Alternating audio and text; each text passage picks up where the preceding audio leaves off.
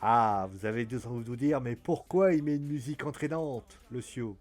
Parce qu'en général, je mets des musiques très très lentes, peu endurantes, un peu lentes, on s'ennuie, on est en train de se dire que le ciel va tomber sur la tête. Clairement, on se fait chier. Mais la semaine dernière, j'ai été relativement joie. J'ai été relativement ravi.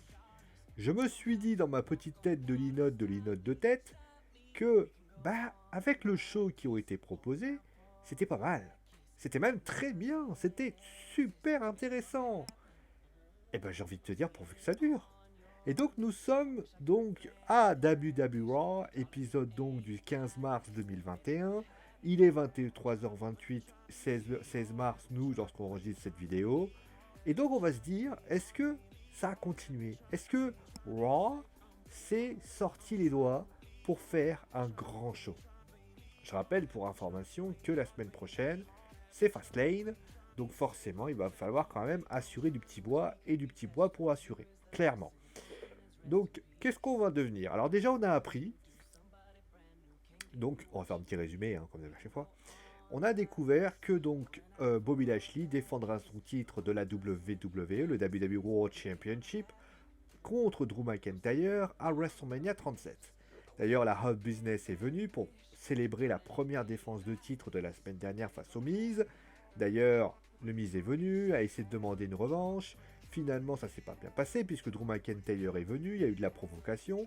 Et au final, Lashley a attaqué. Sheamus, d'ailleurs, a aidé Drew McIntyre. Alors, il a expliqué pourquoi d'ailleurs, en expliquant qu'il voulait que Drew McIntyre soit à 100% pour leur premier match.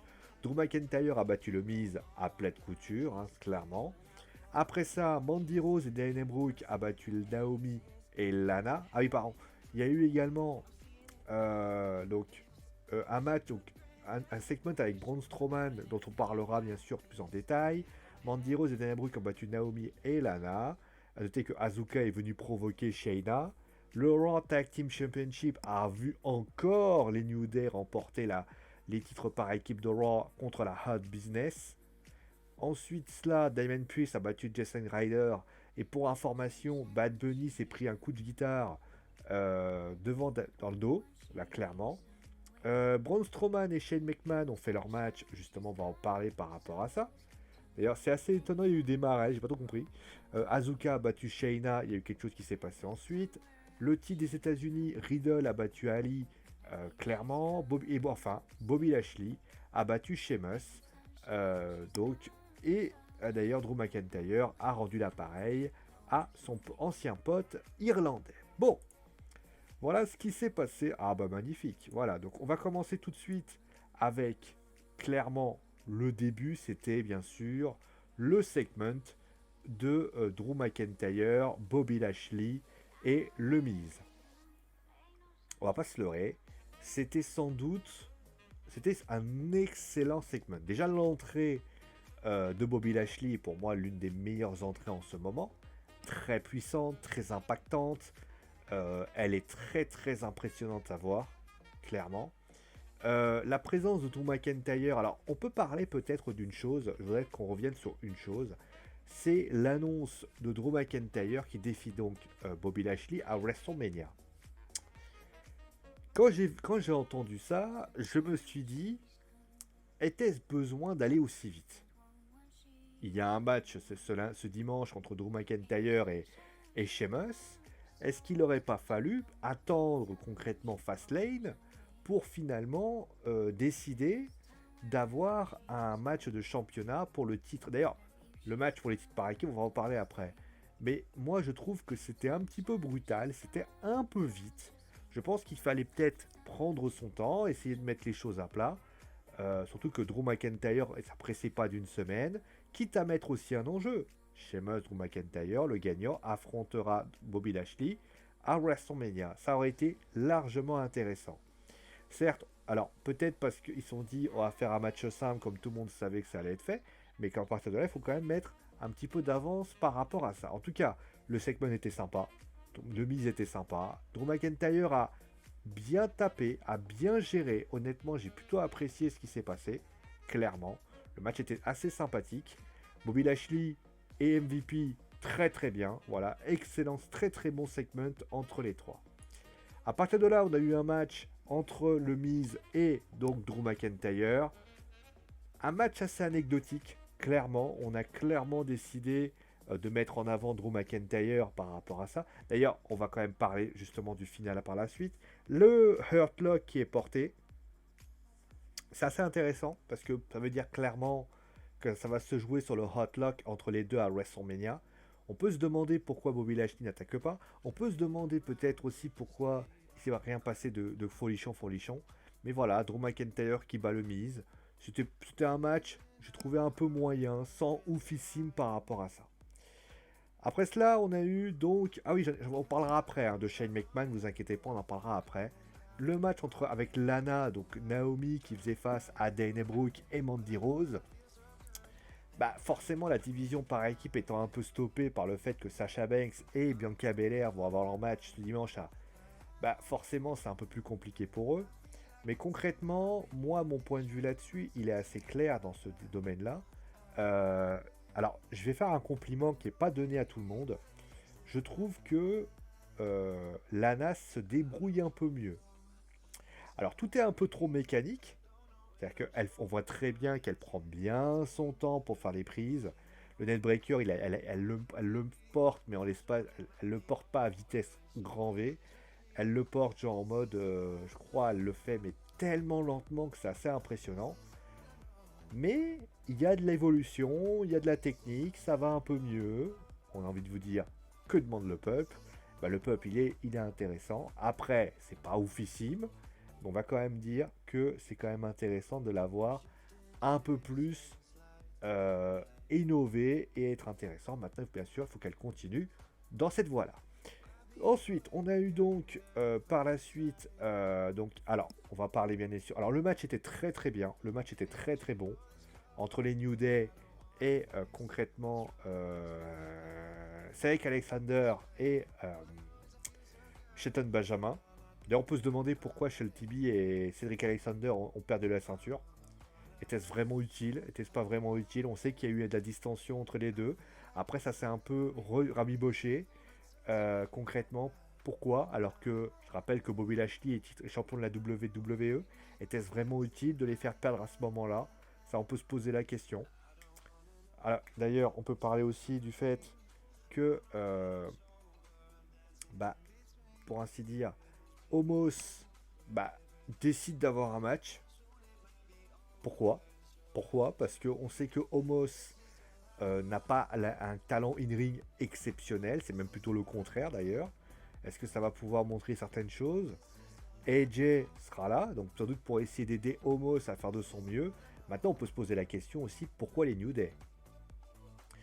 Les New Day qui donc obtiennent à nouveau leur X titre de la par équipe, était-ce vraiment utile? Était-ce vraiment intéressant de faire ça? Alors, moi, je me suis amusé à regarder le Raw Team Roster. Je me suis amusé à regarder concrètement le roster et justement, qu'est-ce que le roster avait quelque chose à proposer. Et donc là, j'ai regardé cela. Et donc, on a donc concrètement les différentes équipes. Donc, il y a les Women Wrestlers. Et là, on a les Tag Team Wrestlers. Voilà. Et concrètement, donc là, on voit donc pas mal de personnes. Et là, on voit donc John Morrison et le Miz, les New Day, la Hard Business. Et au final, on a je crois que Grand Metalik et Lince Dorado sont de l'autre côté, je crois. Alors, non, ils sont là. Grand Metalik et Lince Dorado. En fait, si tu regardes les 4 équipes, tu te rends compte que John Morrison et le Miz vont sans doute se diriger vers Bad Bunny et Damon Priest. Donc, il resterait concrètement Grand Metalik et Lince Dorado, les New Day et Cedric Alexander et Shelton Benjamin. Shelton Benjamin et Alex Alexander ont battu les Lince Dorado. Donc, il reste plus grand monde. Donc, ils vont créer une nouvelle équipe pour essayer de mettre en avant concrètement cette équipe. Pourquoi pas? C'est une idée qui peut marcher. D'ailleurs, ils ont oublié de préciser Rey Mysterio et Dominique parce que je pense que là-dedans, il y a une division tag team qui pourrait être donnée. Mais voilà, clairement, et les Usos, parce que je rappelle quand même que les Usos ont quelque chose qui voirait avec Jimmy et Jay qui pourrait revenir. Mais voilà, ça peut être intéressant.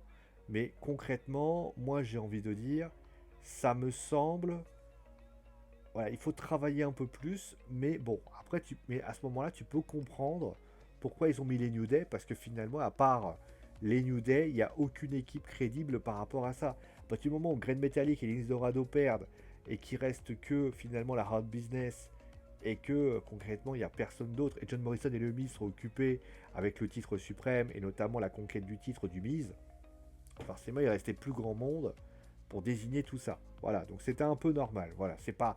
Je sais que certains vont rager du fait que les New Day soient un nouveau champion par équipe de Raw, mais à partir du moment où tu as un roster tag team qui est relativement ridicule et famélique, fallait pas s'étonner à ce que ça se passe comme ça. Donc ensuite, on a eu... Ah, on va parler de ça, justement. On va parler de ça. Alors, on va dans la continuité, justement, de ce qui se passait la semaine dernière. Le segment était très bon. Moi, je trouvais que le segment était d'excellente qualité. Et ça, j'ai trouvé ça très bien. Le match, alors, c'était pas un match. C'était plutôt un segment, pour ainsi dire. D'ailleurs, il y aura un match à Fastlane entre les deux. Bah ça rentre en ligne de compte de ce qui se passe entre Shane et Braun Strowman, en fait. C'est-à-dire que Shane McMahon a décidé de se moquer ouvertement de Braun Strowman.